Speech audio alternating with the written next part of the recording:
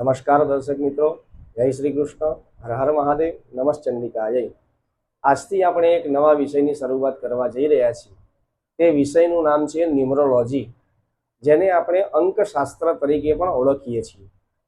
તો તેમાં અંકોનું મહત્વ જણાવવામાં આવ્યું છે.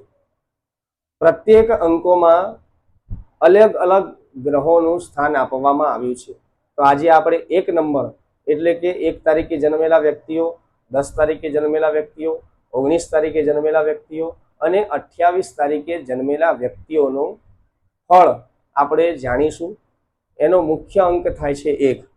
તો 1 નંબર વાળા વ્યક્તિઓ નેતૃત્વ, આત્મવિશ્વાસ, સ્વતંત્રતા અને શૂરવીરતા ધરાવતા જાણવામાં આવે છે. 1 નંબરના પ્રધાન દેવ છે સૂર્ય. તો 1 નંબર વાળા વ્યક્તિઓ જન્મથી નેતા હોય તેવું જણાવવામાં આવે છે. તેમને હંમેશા આગળ વધવું તથા પોતાની રીતે કામ કરવું ગમે છે. આત્મવિશ્વાસ ભરપૂર હોય છે, પણ ક્યારેક અભિમાન, અહંકાર વધતો જણાવવામાં આવે છે. તેમને નવી શરૂઆતો કરવી ગમે છે અને સર્જનાત્મક વિચાર શક્તિ ધરાવવાળા વ્યક્તિઓ હોય છે.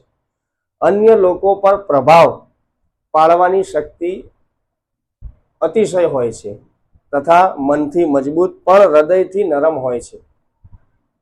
સરકારી નોકરી તથા પ્રશાસન, રાજકારણ, બિઝનેસ, ઉદ્યોગ, મેનેજમેન્ટ, નેતૃત્વ પદ ધરાવતા વ્યક્તિઓ હોય છે.